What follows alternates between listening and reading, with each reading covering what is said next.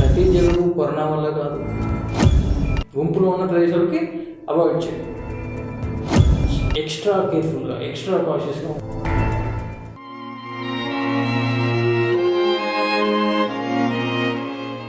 నమస్తే, welcome to ఆలోచన creations. వైద్యో Narayana Hari అంటారు.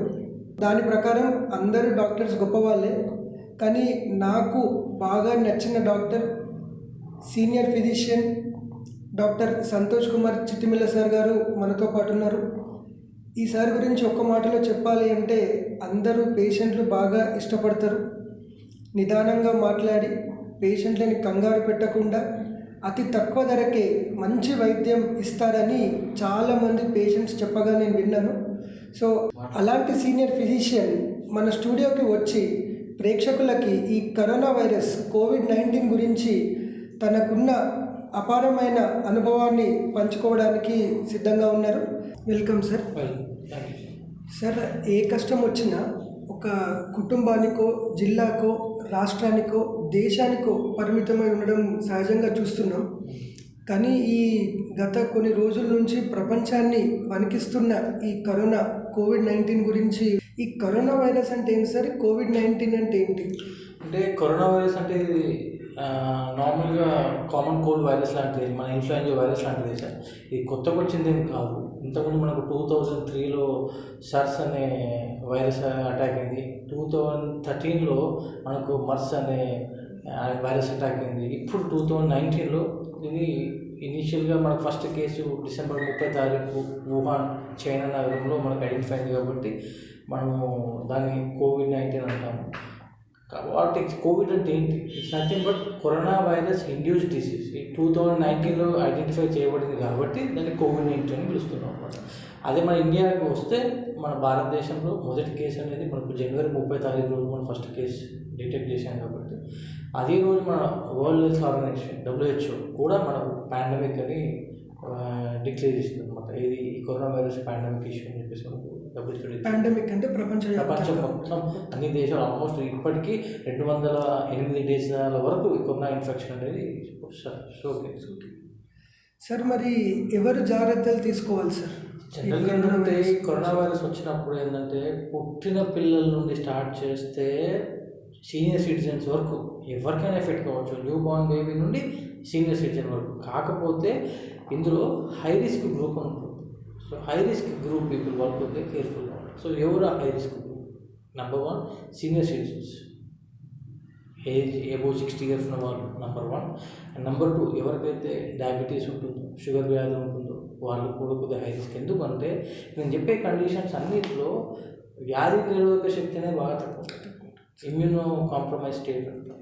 సో ఒకటి సీనియర్ సిటిజన్స్, ఒకటి నెంబర్ 2 వచ్చేసి షుగర్ వ్యాధి, ఒకటి నెంబర్ 3 ఒకటి HIV వచ్చిన వాళ్ళు, నెంబర్ 4 టీబీ వచ్చిన వాళ్ళు, నెంబర్ 5 క్యాన్సర్ వచ్చిన వాళ్ళు, నెంబర్ 6 రీసెంట్గా ఏమైనా ట్రాన్స్ప్లాంట్ చేసుకున్న వాళ్ళు, కిడ్నీ ట్రాన్స్ప్లాంట్ కానీ ఏదైనా ఆర్గాన్ ట్రాన్స్ప్లాంట్ చేసుకున్న వాళ్ళు. ప్లస్ ఇంకోటి ఏంటంటే ఎవరైతే స్మోకింగ్, ఆల్కహాల్ బాగా అలవాటు ఉందో వాళ్ళకు కూడా ఈ వ్యాధి నిరోధక శక్తి అనేది తక్కువ ఉండడం వల్ల, ఇప్పుడు నేను చెప్పిన 7-8 కారణాలు ఫాస్ట్గా చెప్తాను. మళ్ళీ సీనియర్ సిటిజన్స్, వయసు 60 years above, sugar, smoking, alcohol, TB, HIV, cancer are అని ట్రాన్స్ప్లాంట్ చేసుకున్న వాళ్ళు, ఈ 7-8 కారణాలు ఉన్న పేషెంట్స్ చాలా హై రిస్క్ అండి. కాబట్టి ఈ కేటగిరీలో చెప్పిన పేషెంట్స్ మాత్రం ఎక్స్ట్రా కేర్ఫుల్గా, ఎక్స్ట్రా కాషియస్గా ఉండాలి. ఎందుకంటే మామూలు వ్యక్తికి ఒకవేళ వైరస్ వచ్చినా కానీ కూడా దాన్ని తట్టుకొని ఫైట్ చేసే కెపాసిటీ ఉంటుంది. కానీ ఈ చెప్పిన 7-8 కేటగిరీ పేషెంట్స్కి మాత్రం వైరస్ వచ్చింది అంటే మాత్రం మల్టిపుల్ ప్రాబ్లమ్స్ వస్తాయి. కాబట్టి ఈ సెట్ ఆఫ్ పేషెంట్స్ అంటే అందరూ ప్రికాషన్స్ తీసుకోవాలి. ఈ సెట్ ఆఫ్ పేషెంట్స్ మాత్రం ఎక్కువ ప్రికాషన్స్ తీసుకోవాలి. Sir, excellent sir. సార్, ఎటువంటి ప్రికాషన్స్ తీసుకోవాలంటే, ఎటువంటి జాగ్రత్తలు తీసుకోవాలి ఇది రాకుండా ఉండాలంటే? సార్, ఫస్ట్ థింగ్ ఇప్పుడు మనం ఒక్కొక్క కేటగిరీ బట్టి పోదాం. ఫస్ట్ మనం ఏం చెప్పాము? సీనియర్ సిటిజన్స్ అని చెప్పాము. జనరల్గా సీనియర్ సిటిజన్స్ అంటే ఆల్మోస్ట్ ఏజ్ 60 years వరకు అనుకుంటాం. జనరల్గా ఇప్పుడు మనం ఓవరాల్గా కేసెస్ చూస్తే 60 years వచ్చిన వాళ్ళు కంపల్సరీ షుగర్ అని ఉంటుంది, బీపీ అని ఉంటుంది. సో షుగర్, బీపీ ఒకటే ఉంటుందా? ఉండదు. దానికి అసోసియేటెడ్గా ఇంకా వేరే ఇష్యూస్ ఉంటాయి. ఏంటి? గుండె జబ్బులు కానీ, కిడ్నీ ఇష్యూస్ కానీ, మెదడుకు సంబంధించిన ఇష్యూస్ కానీ, క్యాన్సర్స్ కానీ ఇవన్నీ ఉంటాయి. సో జనరల్గా ఏంటంటే ఎటువంటి ప్రికాషన్స్ ఏంటంటే సీనియర్ సిటిజన్స్ ప్లస్ వీళ్ళందరూ జనరల్గా ఒక అలవాటు ఉంటుంది, ఎర్లీ మార్నింగ్ పొద్దున్నే 5:30 6 గంటలకు లేవాలా, వాకింగ్కి పోవాలి. నా పర్సనల్ సజెషన్ ఏంటంటే మాత్రం ఇప్పుడున్న సిచ్యువేషన్లో ఫస్ట్ దినచర్య స్టార్ట్ చేసేది మార్నింగ్ నుంచి స్టార్ట్ చేస్తాం కాబట్టి ఫస్ట్ మీరు వాకింగ్ వెళ్ళడం ఆపేసి, కావాలంటే మీ ఇంటి డాబా పైన తిరగండి తప్ప ఇప్పుడు ఈ టైంలో వాకింగ్కి అయితే వెళ్ళకండి. Number 1. Number 2, coming to the sugar patients. Sugar patients వాళ్ళు ఏం జాగ్రత్తలు తీసుకోవాలి ఇది వ్యాధి రాకుండా? నెంబర్ 1, జనరల్గా ఏంటంటే మీ షుగర్ లెవెల్స్ అని పర్ఫెక్ట్గా నార్మల్గా మెయింటైన్ చేసుకోవడానికి ప్రయత్నం చేయండి. ప్లస్ షుగర్తో సంబంధిత వ్యాధులు లైక్ గుండె వ్యాధి కానీ, కిడ్నీ ఇష్యూస్ కానీ, మెదడు ఇష్యూస్ కానీ ఒకవేళ మీకు అన్లకి ఏమైనా ఉన్నాయంటే మాత్రం అవి కూడా ప్రాపర్గా మెడిసిన్స్ వాడుతూ దాన్ని నార్మల్ లెవెల్లో నార్మల్ రేంజ్లో మెయింటైన్ చేసుకోవడానికి ప్రయత్నం చేయండి. Diabetic patients number 2. నెంబర్ 3 వచ్చేసి all the senior citizens plus all general people ఎవరైనా సరే ఇంట్లో ఉన్నంతసేపు ఫ్రీక్వెంట్ హ్యాండ్ వాషింగ్ ఒకటి మెయింటైన్ చేసుకోవాలి, సోషల్ డిస్టెన్సింగ్ ఒకటి మెయింటైన్ చేసుకోవాలి, ప్రాపర్ హైడ్రేషన్ అదొకటి చేసుకోవాలి, ఇమ్యూన్ బూస్టర్స్ బాగా తీసుకోవాలి. ఇమ్యూన్ బూస్టర్స్ అంటే మన బాడీలో ఇమ్యూనిటీ పెంచడానికి కొన్ని ఆహార పదార్థాలు ఉంటాయి. లైక్ ఎగ్జాంపుల్ చెప్తాను, ఈ విటమిన్ సి, ఆమ్లా, ఏది లెమన్, ఫ్రూట్స్, డ్రై ఫ్రూట్స్. కాకపోతే ఏంటంటే డయాబెటిక్ పేషెంట్స్ కొద్దిగా రెస్ట్రిక్షన్స్ ఉంటాయి కాబట్టి వాళ్ళు ఇవి టచ్ చేయకపోతే బెటర్. ఇక హెచ్ఐవి ఉన్న పేషెంట్స్ కానీ, టీబీ ఉన్న పేషెంట్స్ కానీ, క్యాన్సర్ ఉన్న పేషెంట్స్ కానీ మీకు ఏవైతే మెడిసిన్స్ ప్రాపర్గా వేసుకోమని ప్రిస్క్రైబ్ చేశారో అవి మాత్రం ఎట్టి పరిస్థితులు వేసుకోవాలి, ఎట్టి పరిస్థితుల్లో మిస్ చేయకూడదు. మీరు మిస్ చేశారు అంటే మాత్రం మళ్ళీ మీ బాడీలో ఇమ్యూన్ కెపాసిటీ, వ్యాధి నిరోధక శక్తి ఇంకా తగ్గిపోతుంది, ఇంకా ఎక్స్ట్రా ఇన్ఫెక్షన్స్ రావడానికి ఛాన్సెస్ ఉంటాయి. కాబట్టి మీరు చాలా కేర్ఫుల్గా ఉండాలి. బయటకు అవసరం ఉంటేనే వెళ్ళాలి, లేకపోతే వెళ్ళకూడదు. నేను చెప్పిన 8-9 కేటగిరీ పేషెంట్స్ మాత్రం అసలు వెళ్ళకూడదు. సార్, బయటకు ఒకవేళ అత్యవసర పరిస్థితుల్లో వెళ్ళాల్సి వస్తే ఎటువంటి జాగ్రత్తలు తీసుకోవాలి సార్? ఒకవేళ బయటకు వెళ్ళాల్సి వస్తే మాత్రం ఫస్ట్ థింగ్ వచ్చేసి ఏంటంటే మాత్రం కంపల్సరీ మాస్క్ అనేది వేసుకోవాలి. నెంబర్ 1. ఇంకొకటి చాలామంది అడుగుతున్నారు, సార్ N95 మాస్క్ వేసుకోవాలా అని చెప్పేసి. అంటే ఒకటి ఏంటంటే N95 మాస్క్ అసలు N95 అన్న పదం ఎందుకు వచ్చింది అంటే 95 అన్న పదం ఏంటంటే మనకి N95 మాస్క్ ఉంటుంది, N97 మాస్క్ ఉంటుంది, N100 మాస్క్ కూడా ఉంటుంది. అంటే మీనింగ్ ఏంటంటే 95% ఆఫ్ ద ఇన్ఫెక్షన్స్ని మనకు రాకుండా కాపాడుతుంది ఆ మాస్క్ అనమాట. ఓన్లీ 5% కొద్దిగా ఇబ్బంది ఉంటుంది, 95% ప్రొటెక్ట్ చేస్తుంది. అందుకే దానికి N95 అంటే పర్సంటేజ్ ఆఫ్ ప్యూరిఫైయింగ్ ఇన్ఫెక్షన్, మన బాడీకి ఇన్ఫెక్షన్ రాకుండా 95% మనకు ప్రొటెక్షన్ చేస్తే కూడా N95 మాస్క్. అది ఎవరు వేసుకోవాలి? ఫ్రంట్ లైన్ వారియర్స్ వేసుకోవాలి. ఫ్రంట్ లైన్ వారియర్స్ అంటే ఎవరు? లైక్ డాక్టర్స్ కానీ, సిస్టర్స్ కానీ, ల్యాబ్ వాళ్ళు కానీ, పారామెడికల్ స్టాఫ్ కానీ, లేకపోతే హౌస్ కీపింగ్ సూపర్వైజర్స్ ఎవరైతే హాస్పిటల్స్లో లేకపోతే COVID-19 ఐసోలేషన్ వార్డులో పనిచేస్తున్నారో అలాంటి వాళ్ళు తీసుకోవాలి. మీరు అందరూ కామన్ పబ్లిక్ పెద్దగా వాడాల్సిన అవసరం ఏం లేదు. సో బయటికి వెళ్ళేటప్పుడు మాత్రం వెళ్ళినప్పుడు కంపల్సరీ నార్మల్ సర్జికల్ మాస్క్ కానీ ఏదైనా మాస్క్ వేసుకోవచ్చు.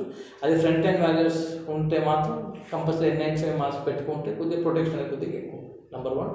నెంబర్ 2, మీరు బయటకి ఎటు వెళ్ళినా కానీ కూడా శానిటైజర్ అనేది జేబులో పెట్టుకోవాలా. ఒక ఐటెం తీసుకోవాలన్నా శానిటైజర్ చేసుకొని తీసుకోవాలా, మళ్ళీ పెట్టుకున్న తర్వాత మళ్ళీ వాష్ చేసుకోవాలి. నెంబర్ 2. నెంబర్ 3, గుంపులో ఉన్న ప్రదేశాలకి మీరు అవాయిడ్ చేయండి. గుంపులో ఉన్న ప్రదేశాలకి అవాయిడ్ చేయండి. ఎట్టి పరిస్థితుల్లో గుంపులో ఉన్న పరిస్థితులు వెళ్ళదు. Number 3. Number 4, travelling long travel అయితే మాత్రం నేను అడ్వైస్ చేయను. ఏదైనా పోవాలో పని చేసుకుని వచ్చేటట్టు చూసుకోండి. సార్, అంటే నాకు వచ్చిన క్లారిటీ ఏంటంటే N95 మాస్క్ అనేది కేవలం పేషెంట్స్ తోటి డైరెక్ట్గా కాంటాక్ట్ వచ్చే వాళ్ళు పెట్టుకుంటే సరిపోతుంది, మిగతా వాళ్ళు బయటకు వెళ్ళడం సూపర్ మార్కెట్ బేసికల్లీ ఏంటంటే ఎవరైతే హాస్పిటల్స్లో వర్క్ చేస్తున్నారో వాళ్ళే ఫ్రంట్ లైన్ వారియర్స్.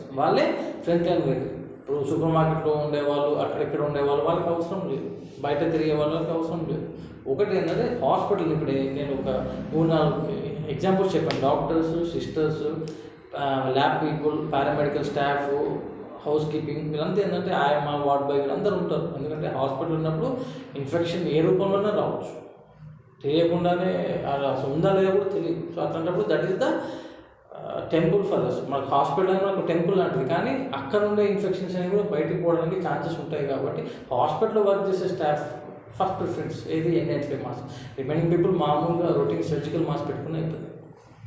సార్, ఇంకో విషయం, ఇంట్లోనే ఉన్నవాళ్ళు అంటే ఎట్టి పరిస్థితిలో బయటకి రావట్లేదు వాళ్ళు కూడా తరచుగా చేతులు కడుగుతూనే ఉండాలా ఎవ్రీ 15 మినిట్స్ ఒకసారి? బయట వాళ్ళతో ఎటువంటి కాంటాక్ట్ లేదు సార్. అంటే ఈవెన్ మిల్క్ మ్యాన్ కానీ పేపర్ వేసే అబ్బాయి ఎవరితో కాంటాక్ట్ లేదు, వాళ్ళు కూడా తరచుగా కడుగుతూ ఉండాలా? ఒకటి. ఇంకోటి ఏంటంటే మనం బయట తిరుగుతుంటే ఫ్రీక్వెంట్గా హ్యాండ్ వాషింగ్ చెప్తాము. ఇంట్లో ఉంటే కూడా నా పర్సనల్ సజెషన్ అనేది మాత్రం ఫ్రీక్వెంట్ హ్యాండ్ వాషింగ్ అనేది మంచి హ్యాబిట్. ఫ్రీక్వెంట్ హ్యాండ్ వాషింగ్ అనేది మంచి హ్యాబిట్. ఫర్ ఎగ్జాంపుల్ చెప్తాను, ఈ కరోనా వైరస్ అనేది ఇట్స్ ఏరోజోల్, డ్రాప్లెట్స్ రూపంలో అట్మాస్ఫియర్లో ఉంటుంది. అది ఒక వస్తువు మీ గాల్లోకి వెళ్ళొచ్చు, ఒక వస్తువు మీద పడవచ్చు.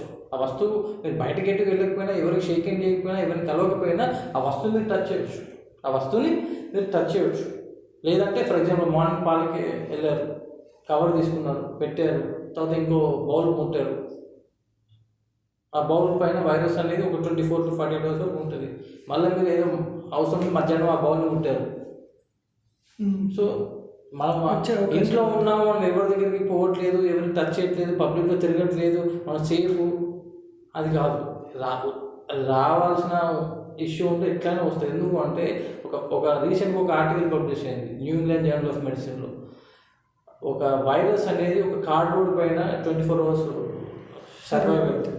ఒక ప్లాస్టిక్, ఒక సాలిడ్ స్టీల్, మెటల్ దానిపైన ఆల్మోస్ట్ 48 to 72 hours సర్వైవ్ అవుతుంది. సో ఈ మనం ఇంట్లో ఉన్నప్పుడు కూడా పర్సనల్ హైజీన్ మెయింటైన్ చేసుకుంటే నష్టమే ఉంది. It's a personal habit. Personal hygiene maintain చేసుకోవడము అది మనం ఒక పాజిటివ్ పర్సనల్ హ్యాబిట్ లాగా అనుకోవాలి. అది కంపల్సరీ మెయింటైన్ చేసుకోవాలి, తప్పేముంటుంది. అంటే ఇంట్లో ఉన్న వాళ్ళు మీకు ఎగ్జాంపుల్ చెప్పాను, ఏది ఒక మార్నింగ్ ఒక పాలవాడే వచ్చాడు, లేకపోతే ఇంకో న్యూస్ పేపర్ వచ్చింది, లేకపోతే కరెన్సీ నోట్స్ ఎక్స్చేంజ్. ఎందుకంటే రీసెంట్గా న్యూస్లో కూడా చూశాను, ఏది కరెన్సీ నోట్స్ల ద్వారా కూడా వైరస్ పెట్టి ఇంతకుముందు చెప్పాను. ఇప్పుడు వైరస్ అనేది పేపర్ మీద సర్వే కావచ్చు, స్టీల్ మీద సర్వే కావచ్చు, ప్లాస్టిక్ మీద సర్వే కావచ్చు, దేని మీద సర్వే కావచ్చు. సో మనకు అంత ఓవర్ కాన్ఫిడెన్స్ వద్దు. ఇంట్లో ఉంటాం, మనం మోన్ టచ్ చేయట్లేదు, మనం నడుపుకోవాల్సిన అవసరం లేదు, వద్దు.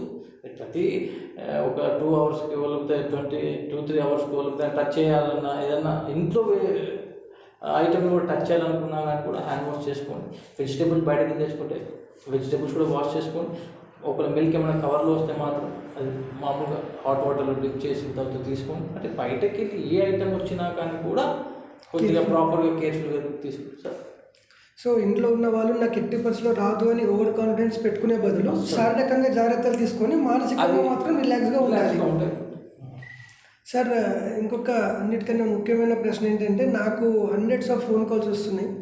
ఏంటంటే నాన్ మెడికల్స్, ముఖ్యంగా నా ఫ్రెండ్స్, రిలేటివ్స్, నేను మార్నింగ్ టైం ఒక 2 సార్లు తగ్గిన, కొంచెం జలుబు అయింది, ఇట్లనే ఈవెన్ రేడియోలో కూడా తరచుగా వింటున్నాం సార్. అంటే చాలా ఫోన్ కాల్స్ వస్తున్నాయి. సో యాక్చువల్గా ఈ జబ్బులో ఉన్న ముఖ్యమైన లక్షణాలు ఏంటి? ఏ లక్షణాలు కనిపిస్తే మనము ఈ జబ్బు ఉండొచ్చు అని సస్పెక్ట్ చేయాలి? సో లక్షణాలు జనరల్గా ఏంటంటే ఒక గుర్తుపెట్టుకోండి, వాతావరణం అనేది మారిపోయినప్పుడు ఎవరికైనా సరే ఈ వైరల్ ఇన్ఫెక్షన్స్ అనేవి సహజం. సో మనకి ఏంటంటే February, March వరకు మనకు కొద్దిగా వింటర్ సీజన్ ఉండే, ఆ తర్వాత మనకి సమ్మర్ చేంజ్ కావడం, వాతావరణం చేంజ్ కావడం, దానివల్ల కొద్దిగా వైరల్ ఇన్ఫెక్షన్ అనేది కామన్. ఒకటి మీరు గుర్తుపెట్టుకోండి, ప్రతి జలుబు కరోనా వల్ల కాదు, ప్రతి సోర్ త్రోట్ కరోనా వైరస్ వల్ల కాదు, ప్రతి దగ్గు కరోనా వైరస్ వల్ల కాదు, ప్రతి జ్వరం కరోనా వైరస్ వల్ల కాదు. ఫస్ట్ మీరు అది ధైర్యంగా ఉంటుంది. ఫస్ట్ మీరు ప్రశ్నించుకోండి. నేను ఎవరితో రీసెంట్గా ట్రావెల్ చేసిన పర్సన్తో కాంటాక్ట్లో ఉన్నానా, లేదంటే నేను ఇండైరెక్ట్ కాంటాక్ట్లో ఏమైనా వచ్చానా, అవి ఒక ఆ హిస్టరీ ఏం లేదు అంటే మాత్రం టెన్షన్ పడకండి. ఒకవేళ మీకు జనరల్ ఇట్లాంటి లక్షణాలు ఉన్నప్పుడు మాత్రం కొద్దిగా మీ ఫ్యామిలీ ఫిజిషియన్ కానీ లేకపోతే గవర్నమెంట్ హాస్పిటల్లో COVID-19 ఓపీలో వెళ్ళి కలిస్తే బెటర్. నెంబర్ 1. లక్షణాలు ఎలా ఉంటాయి డాక్టర్ సార్ అంటే జనరల్గా ఏంటంటే జలుబుతో స్టార్ట్. జనరల్గా ఏంటంటే ఈ వైరస్ అనేది ఎక్కువగా మన ముక్కు రంధ్రంలో, ఈ సైనస్లో, ఊపిరితిత్తి భాగంలో బాగా ఉంటుందన్నమాట ఈ వైరస్. సో జనరల్గా అది ఎఫెక్ట్ అయినప్పుడు ఏంటంటే జలుబుతో స్టార్ట్ అవుతుంది, దాంతోపాటు పొడి దగ్గు, దాంతోపాటు దగ్గు రావడం, ఆయాసం, శ్వాస తీసుకోవడానికి ఇబ్బందిగా రావడం, ఇవి కామన్ లక్షణాలు అన్నమాట. ఏవి ఈ COVID-19 లక్షణాలు. కానీ కొన్ని కేసెస్లో 5% కేసెస్లో కూడా ఈ ఊపిరితిత్తుల లక్షణాలే కాకుండా GI సింప్టమ్స్ కూడా వస్తున్నాయి. లైక్ కడుపు నొప్పి, వామిటింగ్స్, లూజ్ మోషన్స్ కూడా వస్తున్నాయి. సో జనరల్ ఈ లక్షణాలు కూడా మనం ఉన్నా ఒకసారి క్యాజువల్ ఒకసారి మీ COVID-19 ఓపీడీలో కానీ లేకపోతే మీ ఫ్యామిలీ ఫిజిషియన్ కానీ ఒకసారి కనుక్కుంటున్నాం. సో ముఖ్యంగా జలుబు, దగ్గు, జ్వరము, గొంతు నొప్పి, ఆయాసం ఇట్లాంటివి ఉంటే COVID-19 స్పెషలిస్ట్ని కలవాలి. ఇలాంటి సిమ్టమ్స్ ఉంటే మాత్రం మనం ప్రశ్నించుకోవాలి ఫస్ట్. నేను రీసెంట్గా నాకు తెలిసిన ఫ్రెండ్స్లో కానీ ఫ్యామిలీస్లో కానీ ఎవరైనా రీసెంట్గా ట్రావెల్ చేసిన వ్యక్తితో ఏమైనా కాంటాక్ట్ అయ్యానా, లేదంటే ఏదైనా సెకండ్ పర్సన్ కాంటాక్ట్, అంటే ఒక పర్సన్ కాంటాక్ట్ అయ్యి ఆయన నేను కాంటాక్ట్ అయ్యానా, మన ఆలోచించుకోవాలి. నెంబర్ 2. నెంబర్ 3, అలా ఏం లేదు, 2 నెగిటివ్స్ ఉన్నాయి, ఫస్ట్ పాయింట్ నెగిటివ్ ఉంది, సెకండ్ పాయింట్ నెగిటివ్ ఉంది అంటే మొత్తం పెద్ద టెన్షన్ పడాల్సిన అవసరం లేదు. కానీ మనకు అది కామన్ వైరస్ మామూలు సీజన్ వల్ల వచ్చింది లేకపోతే దేనివల్ల వచ్చిందా కానీ కూడా నువ్వు ఇంట్లో ఐసోలేషన్ ఉంటే పెట్టు. ఇప్పుడు నాకు జలుబు ఉంది, దగ్గు ఉంది, సోర్ థ్రోట్ ఉంది ఉన్నప్పుడు అది COVID-19 వల్ల కాకపోవచ్చు, బట్ స్టిల్ మీరు ఇంట్లోనే ఉంటారు ఆ టైంలో, ఒక రూమ్లో ఉంటే బెటర్. ఇంకోటి ఏంటంటే సమ్మర్ వాతావరణం, ఈ టెంపరేచర్ హైకి మనం జనరల్గా కూల్ థింగ్స్ తీసుకుంటుంటాం, ఐస్ క్రీమ్ తీసుకుంటుంటాం, ఫ్రిడ్జ్లో వాటర్ తీసుకుంటుంటాం, అన్ని చల్లని వస్తువులు తీసుకుంటుంటాం. సో దానివల్ల కూడా కోల్డ్, కఫ్, సోర్ థ్రోట్ కామన్గా రావచ్చు. సో మనం ప్రతి ఫీవర్, ప్రతి కోల్డ్, ప్రతి కఫ్, ప్రతి జలుబు, కోవిడ్ అని మనం చెప్పడానికి వీల్లేదు. కానీ అది దేనివల్ల వచ్చింది అనేది తర్వాత. కానీ వాళ్ళ సిమ్టమ్స్ ఉంటే మాత్రం బెటర్ మీరు ఐసోలేషన్లో ఇంట్లోనే వెళ్ళిపోవాలి. మరి ఎప్పుడు హాస్పిటల్స్కి వెళ్ళాలి సార్? ఎప్పుడు వెళ్ళాలి అంటే మనం ప్రాపర్గా మెడికేషన్స్ వాడిన తర్వాత కూడా ఏదైనా రొటీన్ మీ ఫ్యామిలీ ఫిజిషియన్ కానీ లేకపోతే COVID-19 ఓపీడీలో ఏమైనా గవర్నమెంట్ హాస్పిటల్ మీరు చూపించుకొని మందులతో తగ్గట్లేదు, ఇబ్బందికరమైన పరిస్థితి ఉంది, లేకపోతే ఫీవర్ బాగా పెరుగుతుంది, యాంటీబయాటిక్స్ ఇవన్నీ వాడిన తర్వాత కూడా నాకు ఇన్ఫెక్షన్ కంట్రోల్ కావట్లేదు, నాకు రిలీఫ్ రావట్లేదు అంటే మాత్రం మీరు ఇమ్మీడియట్గా చేసుకో. ఒకటి, మీకు సిమ్టమ్స్ లేకపోయినా ఏవి దగ్గు, జలుబు, సోర్ థ్రోట్, ఆయాసం సిమ్టమ్స్ లేకపోయినా మీకు కాంటాక్ట్ హిస్టరీ ఉంటే ఇర్రెస్పెక్ట్ ఆఫ్ ద సిమ్టమ్స్ మీరు గవర్నమెంట్ హాస్పిటల్కి ఇమ్మీడియట్గా వెళ్ళిపోవాలి. కానీ కాంటాక్ట్ హిస్టరీ లేకుండా సిమ్టమ్స్ వచ్చాయి అంటే మాత్రం ఇమ్మీడియట్గా మనం ప్రశ్నించుకోవాలి. ఏంటంటే నేను ఏమైనా చల్లటి వస్తువులు తీసుకున్నాను, దట్స్ ఫైన్. సిమ్టమాటిక్ ట్రీట్మెంట్ తీసుకోండి, 3 days రిలీఫ్ ఉంది, ఫైన్. రిలీఫ్ రావట్లేదు పోతే ఇమ్మీడియట్గా COVID-19 ఓపీలో గవర్నమెంట్ హాస్పిటల్ అనుకోవాలి. లేదు నేను చల్లటి వస్తువులు తీసుకోలేదు ఉన్నాయనుకోండి, రొటీన్ ట్రీట్మెంట్ వేసుకోండి, జస్ట్ వెయిట్ అయిపోవచ్చు. సార్ ఇంకొకటి, ఈ హైడ్రాక్సిక్లోరోక్విన్ అనేది చాలా ఫేమస్ అయిపోయింది ఈవెన్ కామన్ మ్యాన్లో కూడా. సో ఈ HCQs రోల్ ఏంటి, ఎవరు వేసుకోవాలి? ఇంకొకటి ఏంటంటే సార్, ముఖ్యంగా కొంతమంది ఈవెన్ డాక్టర్స్ కూడా దానివల్ల చనిపోయారని ఫేస్బుక్లో, వాట్సాప్లో వస్తుంది వేసుకోవడం వల్ల. దాని గురించి మీ సలహా? HCQ అనేది హైడ్రాక్సిక్లోరోక్విన్ అనేది జనరల్గా మనం ఏంటంటే మలేరియా ట్రీట్మెంట్స్కి, ప్లస్ రుమటాలజీ ఇష్యూస్కి, మనం ఆర్థరైటిస్కి బాగా వాడతాం. యాక్చువల్లీ ఏంటంటే మనం ఫాలో అయ్యేది ICMR గైడ్లైన్స్, అంటే Indian council of medical research guidelines follow అవుతాం. సో గైడ్లైన్స్ మనకు వచ్చింది ఏంటంటే ఫ్రంట్ లైన్ వారియర్స్. ఎవరు ఫ్రంట్ లైన్ వారియర్స్? ఇంతకుముందు చెప్పినట్టు డాక్టర్స్, హాస్పిటల్లో వర్క్ చేసేవాళ్ళు ఫ్రంట్ లైన్ వారియర్స్. వాళ్ళకు ముందు జాగ్రత్త చర్యగా ప్రొఫిలాక్టిక్ మెడిసిన్ అంటారు. ఈ HCQ అనేది ప్రొఫిలాక్టిక్ మెడికేషన్గా ఆ కేటగిరీ పేషెంట్స్ వాడుకోవచ్చు. ఓకే, 400 mg పొద్దున రాత్రి ఫస్ట్ డే వెళ్తాం, మళ్ళీ నెక్స్ట్ వీక్ నుండి సింగిల్ డోస్ అనమాట. 400 నుండి సింగిల్ డోస్ ఫర్ 7 weeks అనమాట. సో రొటీన్ కామన్ మ్యాన్ అవసరం లేదు. ఎవరైతే ఫ్రంట్ లైన్ వారియర్ డాక్టర్స్ కానీ, నర్సెస్ కానీ, ల్యాబ్ పీపుల్ కానీ, వీళ్ళు ఎవరైతే హాస్పిటల్లో వర్క్ చేస్తారో వాళ్ళకి ఇన్ఫెక్షన్ రావడానికి ఛాన్సెస్ ఉంటుంది. కాబట్టి ముందు జాగ్రత్త చర్యగా ప్రొఫిలాక్టిక్ వేసుకుంటారు. ఇంకోటి మీరు ఒక క్వశ్చన్ అడిగారు, ఏదో మెడిసిన్ వేసుకుంటే చనిపోయారు అది అని చెప్పేసి వాట్సాప్ చూసాను. సో జనరల్గా ఏంటంటే మనకు ట్రీట్మెంట్ ఆప్షన్స్ చూస్తే ఒక్కొక్క కంట్రీలో ఒక్కొక్క ప్రోటోకాల్. ఎందుకంటే ఇది కొత్తగా వచ్చిన వైరస్, దానికి స్పెసిఫిక్ జెనెటిక్ మెటీరియల్ మనకు తెలియదు, స్పెసిఫిక్ ట్రీట్మెంట్ మనకు తెలియదు, వ్యాక్సిన్ ఇప్పుడు లేదు. కాబట్టి మనకు ఎగ్జామ్షన్స్ ఈ కోర్స్ మనం వాడితే మా పేషెంట్స్ కొద్దిగా తగ్గిందని చెప్పి ప్రతి కంట్రీలో మనకు కొన్ని ప్రోటోకాల్స్ ఉంటాయి. సో అందులో ఒక కాంబినేషన్ ఏంటంటే HCQ ప్లస్ ఎజిథ్రోమైసిన్ అని ఒక కాంబినేషన్ ఉందన్నమాట. సో HCQతో పాటు ఎజిథ్రోమైసిన్ తీసుకుంటే కొంతమంది COVID-19 virus elimination from the body, virus అనేది మన బాడీలోకి 6 days 7 days ఎలిమినేట్ అవుతుందని చెప్పేసి కొన్ని చిన్న స్టడీస్ ఫ్రాన్స్లో కండక్ట్ చేశారు, చైనాలో కండక్ట్ చేశారు అని చెప్పారు.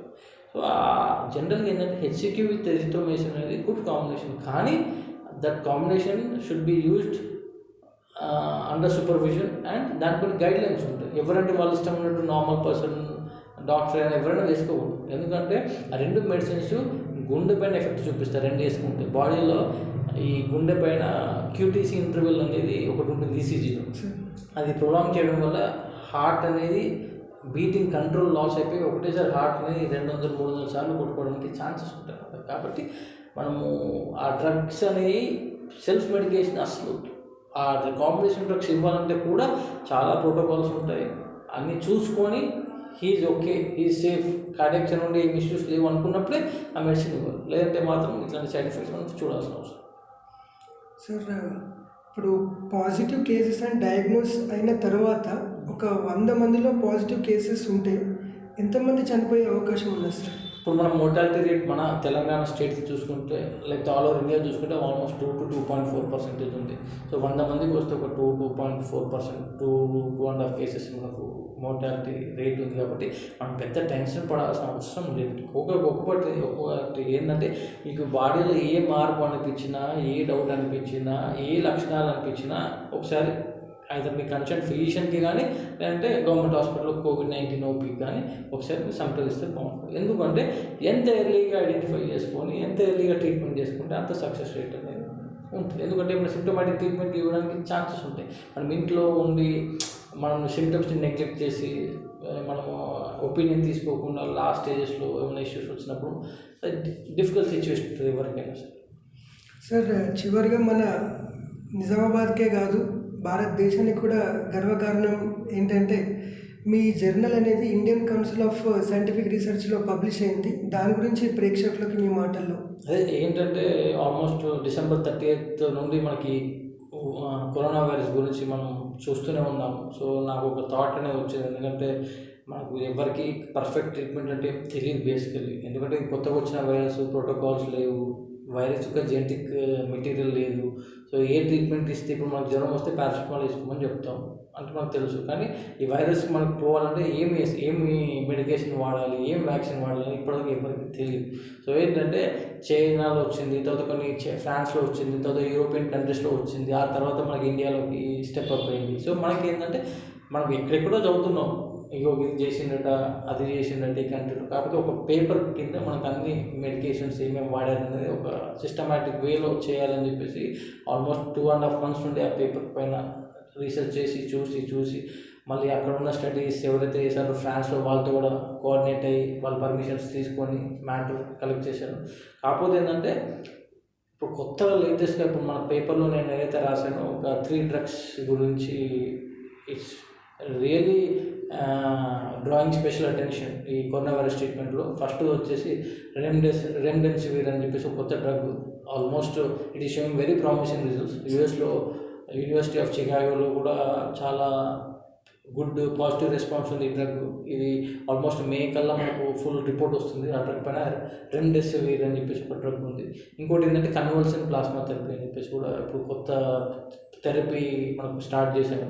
దానికి కూడా చాలా స్టడీస్ చేస్తున్నారు. ఎందుకంటే మనకు ఇది పాండమిక్, కొత్త వైరస్ సడన్గా ఊపిరి పీల్చనియకుండా ఇబ్బంది పెడుతుంది. సో మనకి ఏంటంటే రీసెర్చ్, దాని మీద articles, treatment options, treatment plans కూడా మనకు రావడానికి కొంచెం టైం పడుతుంది. బట్ ఓవరాల్ రఫ్లీ చూస్తే మాత్రం దానికి కూడా మనకు ఒక నెక్స్ట్ 3-4 months, 5 monthsలో మనకు perfect medications plus perfect vaccine కూడా వస్తుందన్న నమ్మకం అయితే ఉంది. Hope for the best. చూసారు కదా, సీనియర్ ఫిజిషియన్. ఇంకా చెప్పాలంటే మా ఫ్యామిలీ ఫిజిషియన్ కోవిడ్-19 గురించి చెప్పిన అమూల్యమైన విషయాలు. ఈ జాగ్రత్తలు తీసుకొని అందరూ హ్యాపీగా ఇంట్లోనే ఉంటారని కోరుకుంటూ ముగిస్తున్నాను. Thank you sir. Thank you.